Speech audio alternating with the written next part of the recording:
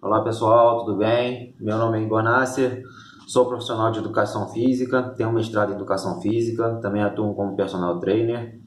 Hoje no meu canal vou falar de um tema que gera bastante polêmica no meio de treinamento, no meio da prescrição de exercício e também no ambiente acadêmico, ambiente científico, que é o treinamento intervalado e o treinamento contínuo no processo de emagrecimento. Então, vamos falar da característica dos dois treinamentos para tentar entender o que esses treinamentos podem diferenciar em relação ao processo de emagrecimento. A principal característica do treinamento intervalado e do contínuo, obviamente, é o intervalo, certo? O contínuo você não tem a utilização dessa variável, né, de prescrição, o intervalo. E no intervalado você tem essa variável presente. Então, quando você faz a prescrição de um treinamento intervalado, você tem que determinar a duração desse intervalo, como vai ser esse intervalo, a intensidade desse intervalo, todas essas características têm que vir marcadas no treinamento.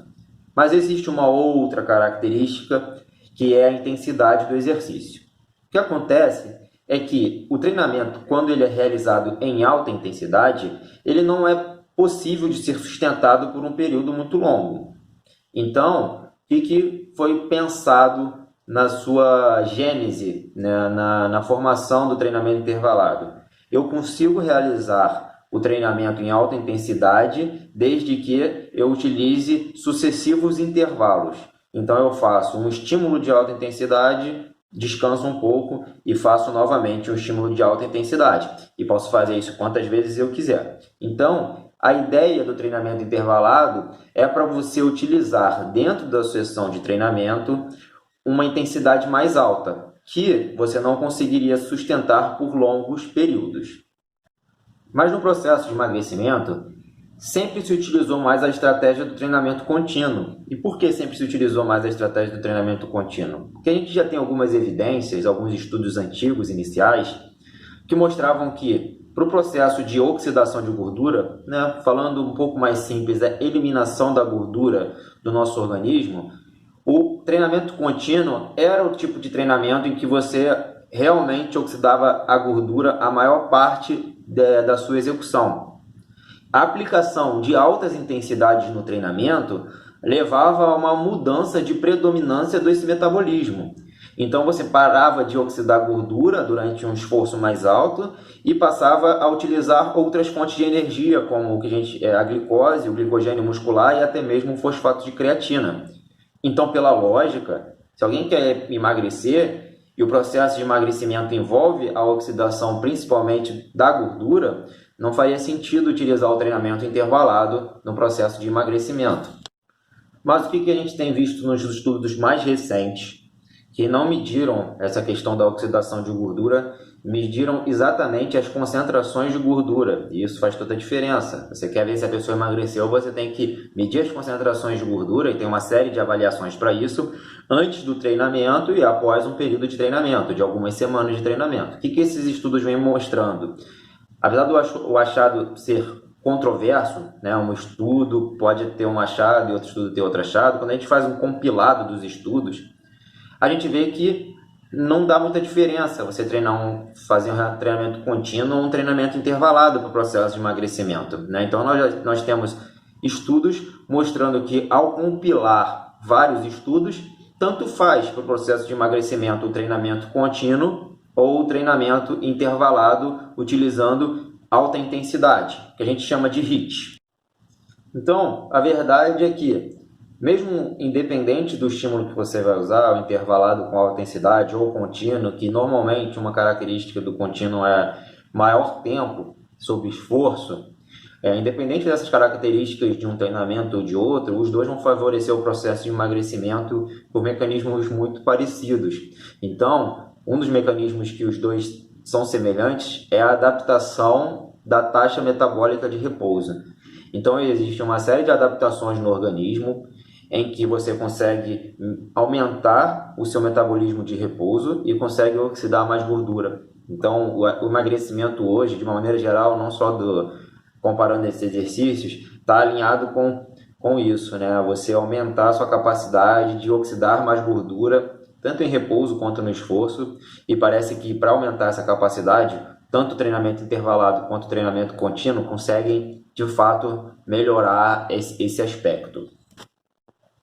Bom, e aí a conclusão que você chega, como os dois são parecidos, é que tanto faz, né? Tanto faz usar o contínuo, tanto faz usar o intervalado. Não é bem assim não. Existem algumas características que você deve levar em consideração ao selecionar o contínuo ou o intervalado. A gente tem visto alguns estudos também nesse sentido, que tem sido mostrado que o contínuo, o intervalado, ele é mais prazeroso. Então essa característica do contínuo ser muito paradão, muito monótono, ele às vezes torna um pouco menor a satisfação de quem está fazendo. Isso é relevante porque a pessoa insatisfeita a fazer o exercício pode pular algumas etapas e não realizar todas as sessões. E a frequência do treinamento vai ser uma coisa importante se ela quiser emagrecer. E aí outra característica que você deve levar em consideração também, que a maioria dos estudos vem mostrando, é que o treinamento intervalado, na maioria das vezes, mostra um resultado semelhante ao contínuo, como eu falei para vocês, mas a duração é bem menor. Então é como se esses picos de alta intensidade levassem a essas adaptações que eu falei, sem precisar ficar muito tempo submetido ao esforço. Então isso é uma coisa positiva também, principalmente na nossa sociedade hoje, onde a gente tem diversas tarefas e a academia, o treinamento às vezes não é prioridade para a maioria. Mesmo que essa pessoa tenha que emagrecer, ela evita fazer ou diz que não tem tempo, realizar uma sessão que vai levar a uma boa resposta em um menor período é uma vantagem de fato para o treinamento intervalado. Então isso é uma coisa que tem que ser levada em consideração.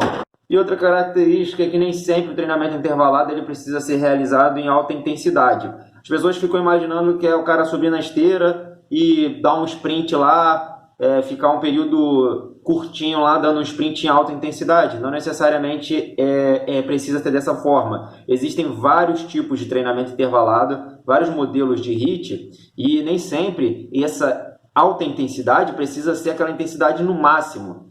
Mas se você pega uma pessoa destreinada e bota ela para fazer 20, 30 minutos de um treinamento contínuo, que é principalmente a característica do treinamento contínuo, essa duração, como essa pessoa vai realizar esse exercício? Se ela é destreinada, você bota ela para fazer um exercício de 20 minutos, provavelmente vai ser uma caminhada, porque ela não tem condicionamento para isso. E às vezes um treinamento intervalado, você alternar picos de pequenos trotes ou uma inclinação numa esteira, uma pedalada um pouco mais rápida, com períodos de recuperação, talvez esse estímulo um pouquinho mais intenso, não estou falando de sprint, de altas intensidades, estou falando de um treino um pouquinho mais intenso.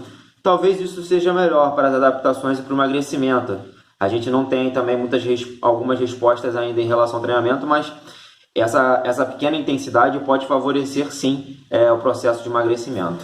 Então é isso, galera. O que eu tinha para falar sobre o HIIT e o treinamento contínuo no emagrecimento era isso por hoje. Eu peço que se inscrevam no meu canal, curtam meus vídeos e recomendem para outras pessoas assistirem também. Muito obrigado.